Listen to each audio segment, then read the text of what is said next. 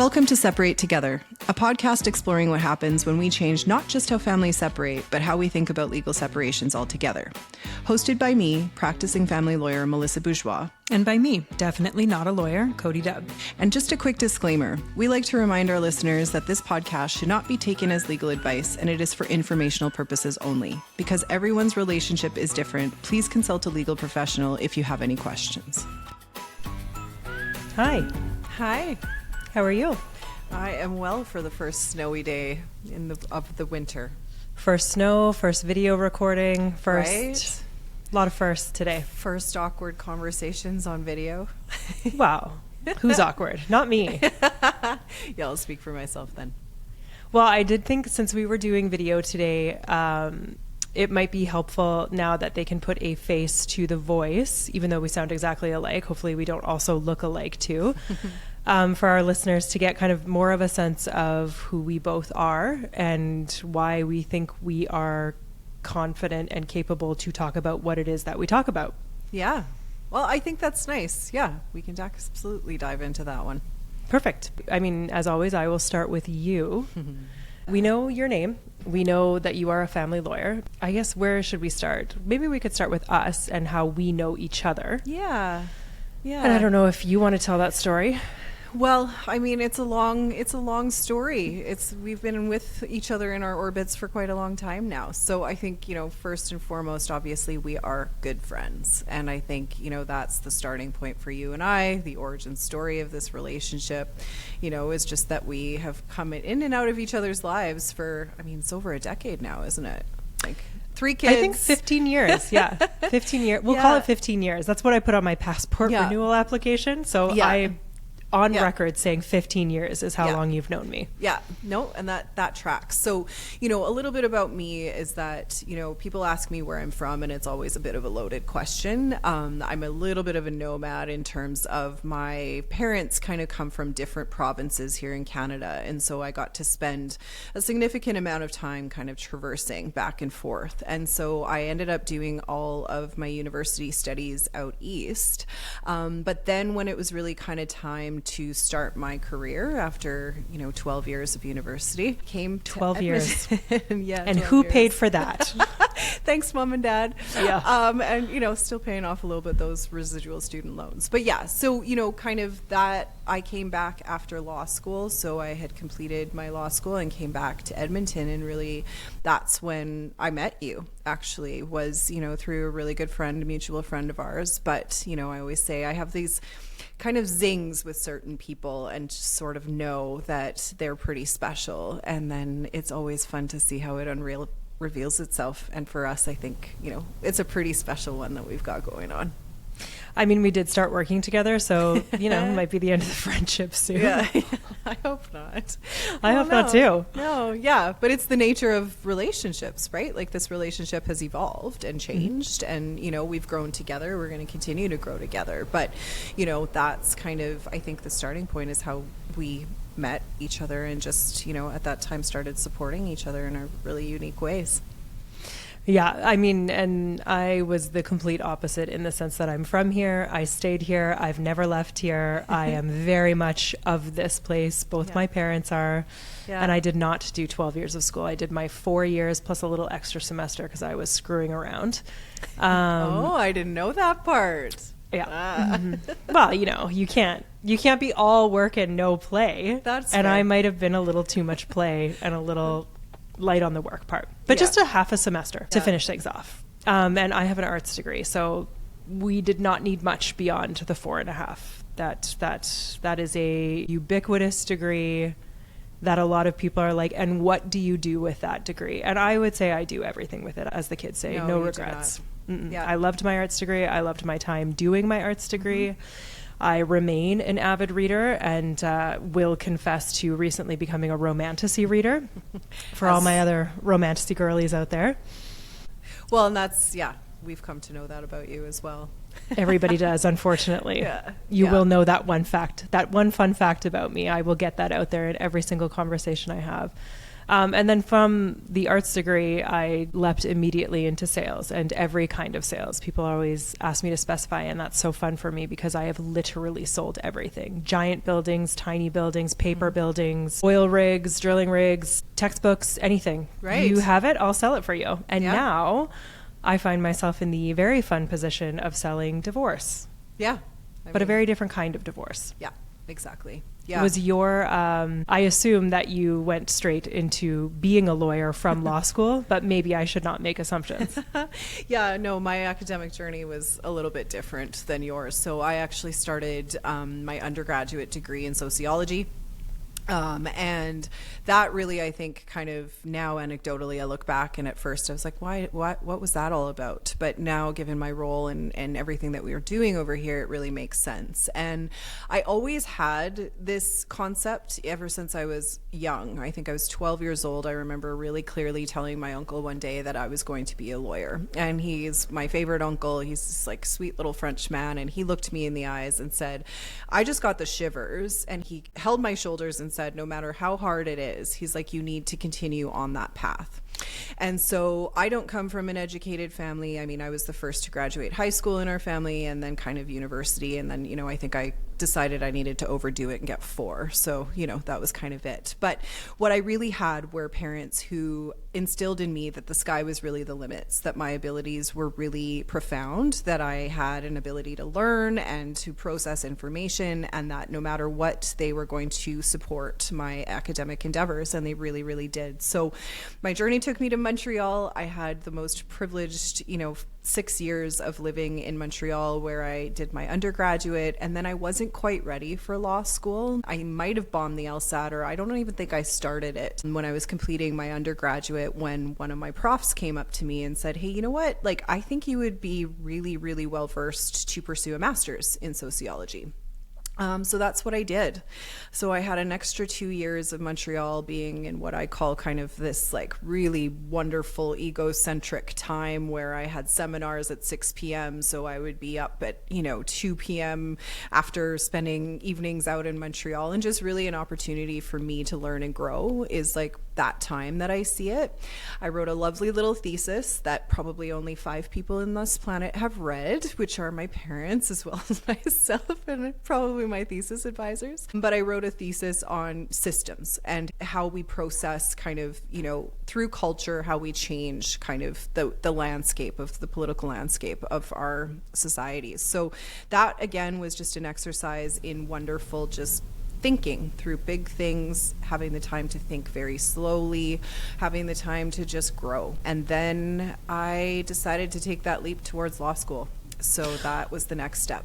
Well, it sounds like if you were rolling out of bed at 2 p.m., there might have been a little play. There might have Not been a the little. only one. No, I always say that Montreal is literally the best city in the world to have been a student in.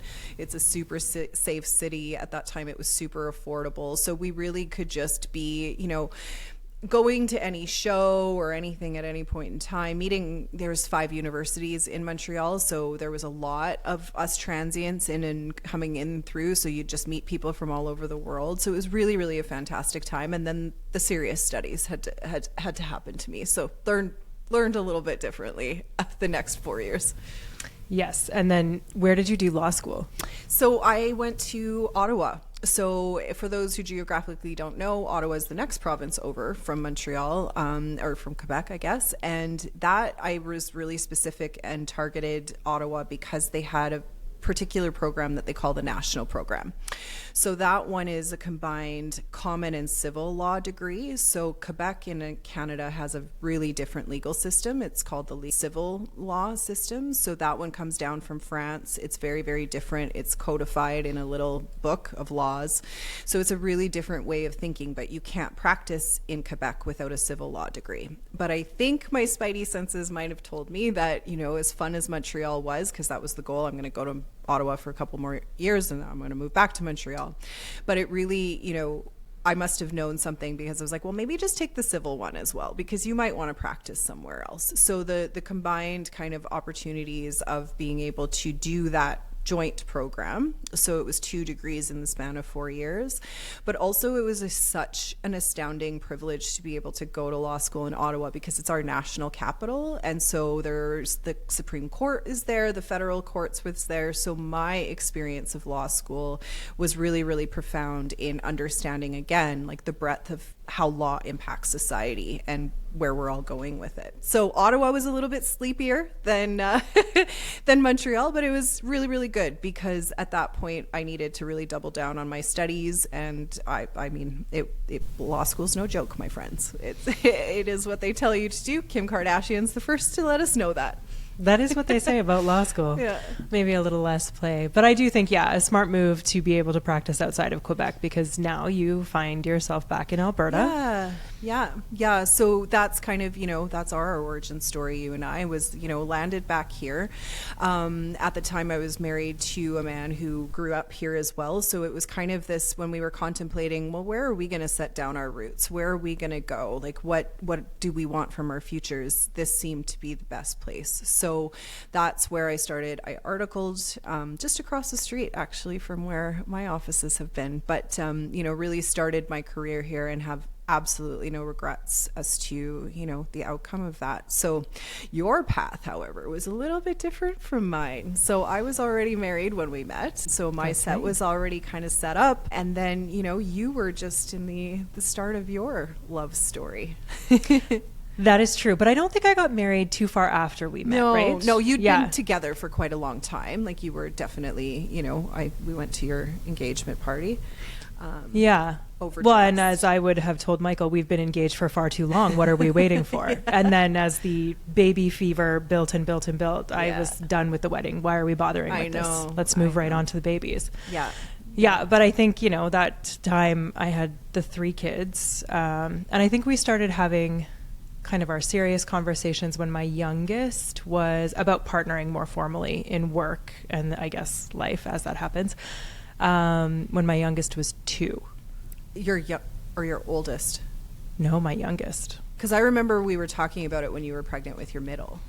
Really? Yeah. And then you were but I knew, because at this point, I think, weren't you going to have like 12 kids or something? It sure. was, like you were, so I was like, I don't know when she's going to fit this in for me. But I think it was me kind of starting to talk about my disillusionment with family law and how I was like, okay, I'm starting to explore some other options. And you were, always continue to be such a great sounding board, right? So but I do recall we went to Lockstock and she was there. So we were... The chunky middle one? Mm-hmm. She was external, out of my body. Yeah, but you literally, you Cody'd me and you looked me in the face and you're like, I'm going to help you. Like, once I'm done with this, I'm going to, and at that time I didn't even know what I needed help with. So I was like, surefire. But you were always one of the people who understood so well kind of what I was journeying through and these concepts that I was playing with, I think. But, going into what is now a formal business partnership, but going into partnership with a friend in a working capacity is actually quite a big risk to a lot of people. I think we really got lucky, you and I, that was worked out as well as it did. We're very compatible and just different enough in that middle thing. So, but yeah, I think we were talking about it for a significant period of time. And then I think we kind of dropped out because, your youngest was around COVID era, which is also when I was doing the inception work of this. And also, you were 3 kids deep. Yeah, I think for me, in the fugue state of exhaustion and pandemicking, I really remember our conversation starting to crystallize when my youngest was about 2, because when I had her, I was 6 weeks postpartum from my emergency C-section. Right. When my eldest finally had his appointment to receive our diagnosis for his disability, which was a crazy time, obviously. It was so crazy.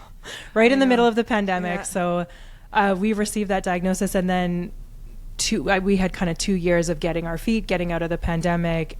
We also chose to renovate our house, which, decisions were made, choices were made, and you can't go back. You're on the other side. It's fine.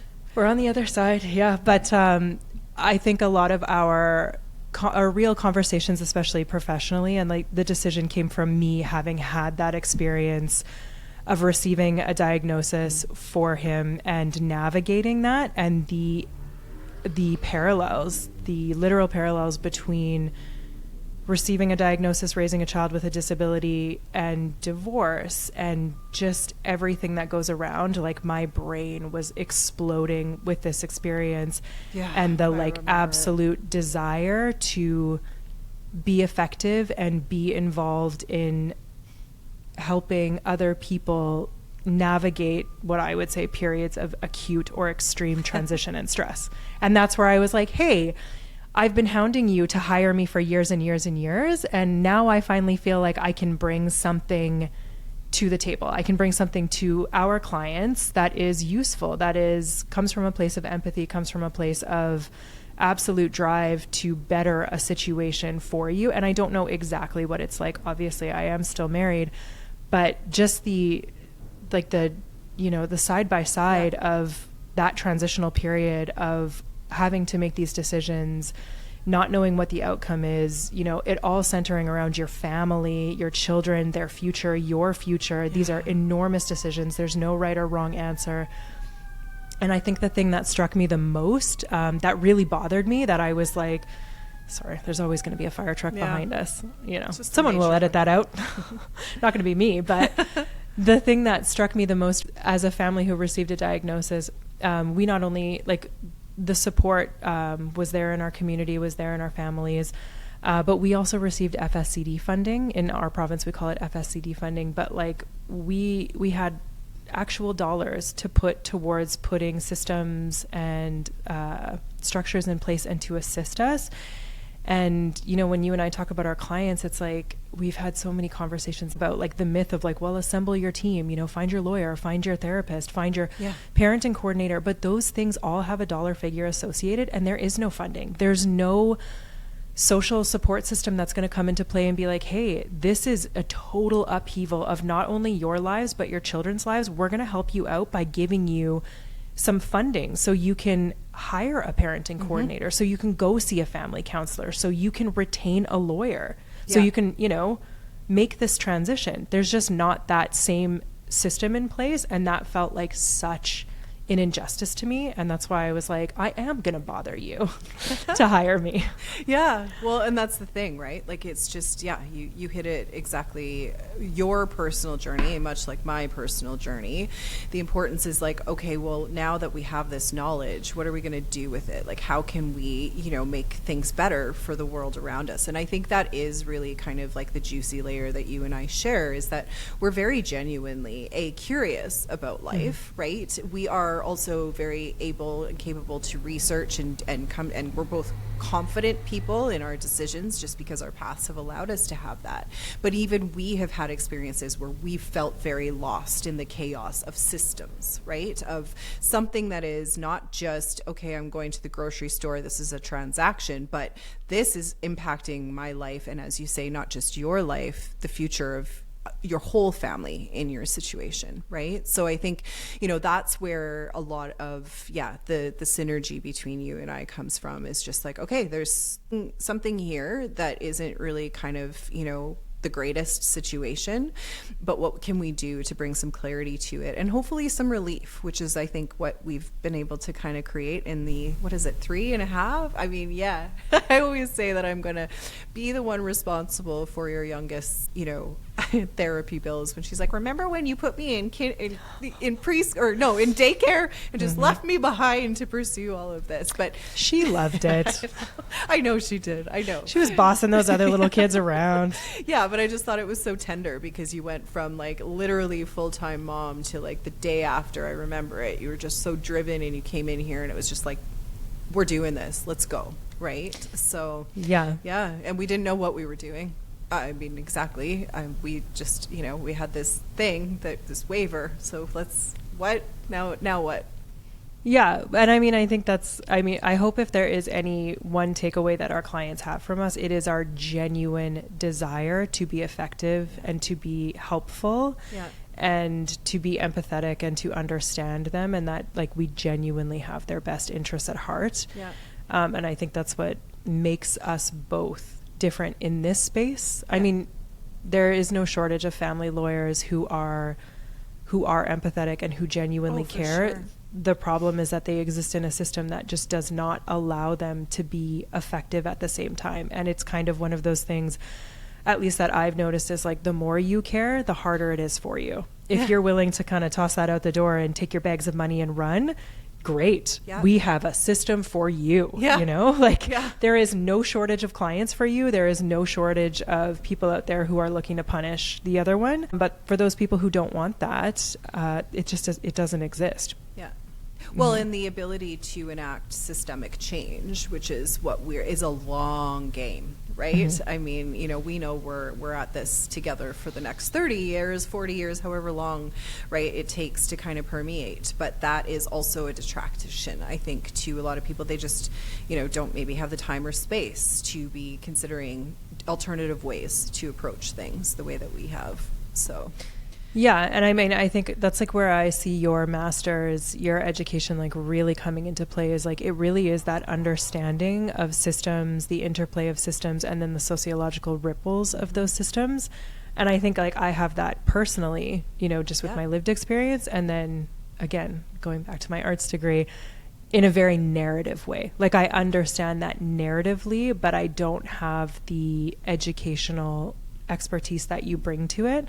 And I think that's one way that we really complement each other, is that you understand how massive this shift that we're making with our clients is on a structural level. And I understand it personally. And it's like, I get so much gratification from feeling effective in these personal relationships that I develop with our clients. And then you bring in the like, but this is what we're actually doing. And I'm like, yeah, hell yeah.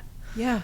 Yeah, no, that's exactly it. And I think, you know, not even just my time, you know, pursuing sociology, but again, the nature of my particular law degree was that we were looking at always kind of what we call public law, like, you know, what is kind of the impacts of decisions from the top downwards. So it was really then that I could kind of ascertain, like, there's opportunities for change, just even if it seems massive, but that's what law is you're building pillar upon pillar upon pillar as we continue to evolve, right? And so now that we are at a stage where more and more couples who find themselves in the stage where they're legally separating from one another, they're at a stage also where they want a different legal service. So that's where I'm like, okay, then it needs to be created. Just because it was never there before doesn't mean that it can't be created. That's the vision, right? But yeah, I think that's a really interesting, I really like the way you describe that, because like I experience so much, I don't know if cognitive dissonance is the right word, but like it's really challenging for me to understand. When I think about the law, I think about it as this like, you know, I've got those British men with the wigs on and I'm like, this is the way it's always been. It will never be different. Yeah. Like this is the, you know, the foundation of our society. But what I've learned from working here and working with you is like, this is a constantly evolving thing that we are doing that is the backbone of our society, but it's that ability to evolve with our society that like, I don't think I quite understood that that's what law and legal work is pushing forward and, you know, allowing and work it, like the interpersonal work with our society and the laws that structure our society. Yeah. Oftentimes we just think like there's a law, right? Like there's a book and it's like, okay, you broke this law. Like, I mean, you know, you sped and you got a traffic ticket. Hey, the law feels personal. Well, I mean, shoe fits. But overall, it's just like that, you know, those ones, yeah, there is code and there's things, but those more like relational, social kind of areas of law, like, you know, what if family law, or if we're even in, you know, in criminal law in some respects, but it is kind of not fixed. And I think one of the reasons I was so keen to pursue law school after I had completed my master's was a lot of sociology is theory. So we are theorizing. And, you know, what's neat about theory is also some of those theories that I was reading and learning about were from hundreds of years ago about what society could be or what it should be, or, you know, an analysis. But I got tired of that, where I'm like, well, we're continuously going to theorize here, but like as to what society should be, but, you know, where's the actual practical, this is how it is. And so that's where I went to law school thinking I was going to go from shades of gray to black and white. Well, I'm going to learn the law and then now I'm going to have all the answers. And what I quickly found out, much to my disillusionment, moment was the shades of gray in law are even more profound. So while we have these principles or we have certain laws where it's like, okay, if you sped, you get this fine. But then there's also embedded within that the circumstances behind the speeding. Like maybe you were speeding because you were being chased by someone, right? Is that yes, right? Yes, I was. You were just trying to get back to your books, but at the end of the day, yeah. But here it's just again where I was like, oh, like there isn't one answer. There isn't, because we're just continuously developing this. Is there a framework? Is there a baseline? Absolutely. That's how civilized society began, was having rules, because it's like, well, we can't have mayhem, so we've got to, don't kill your neighbor. Probably a pretty good one, right? But or don't steal things from your neighbor. Keep your hands to yourself. But over time, like that was as the years progressed, not only in law school but in my career, I was like, well, damn it, like there is no law. Like there's nothing that's going to tell me this is good governance and good behavior that can't then be interpreted in a different way. Like there's always a different way. So that was kind of the like, oh, I'm not going to, I don't know, maybe it was my God complex or something, where I'm like, I'm going to come out with the knowledge of exactly how to apply things. And as it turns out, it's just not like that. No, and I think that to me is like, that's it. That's the whole point, because I think we all as people have that experience. Like I certainly did, again, to bring it back. Like when we received that diagnosis, I was like, great, there is a right way to do this and a wrong way. And I am going to read every single book, do the things exactly the right way, and this is the outcome that's going to happen. And anyone who has children, regardless of a diagnosis or not, understands pretty quickly that that is absolutely not what's going to happen. And you can push against that and have a hard time, mentally, or you can learn to accept that and learn to live in that space. And I think it's so interesting to me that like, that is the work of lawyers and law, and especially lawmakers, is understanding that this is like a living, breathing system that we are creating, and it's responsive to the people who have to exist inside of it. And it's just so interesting because, I find myself like right in the middle now, approaching my 40th birthday, and there are so many things in the world that feel decided and immovable and set in stone, but like being here and understanding and then doing, the work that we're doing, I see the movability. I see the openness for change and expansion and difference and different thought. And it's very exciting to know that like, divorce doesn't have to be awful. It doesn't have to feel this way, that you can have it differently, or that a diagnosis is just simply that, but that there's so many ways that can happen and go and move. And it depends on you. Like you get, there you go. You get to be part of it. Yeah. And I think that is the immediacy of what, the profound change that we're bringing about is, and I oftentimes when we're in the boardroom with the clients and there's a moment when they recognize that there isn't an answer that is the answer.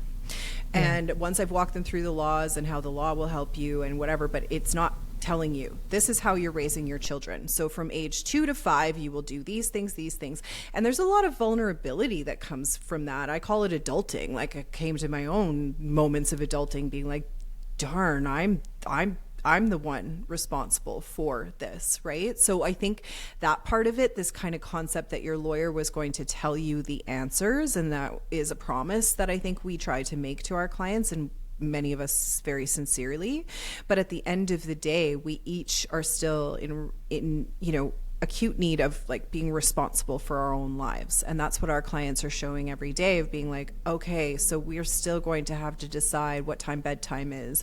We're still, we're going to have to decide when the drop off is, all of those things. And the easy thing is to think, oh, I'll just defer that to someone else.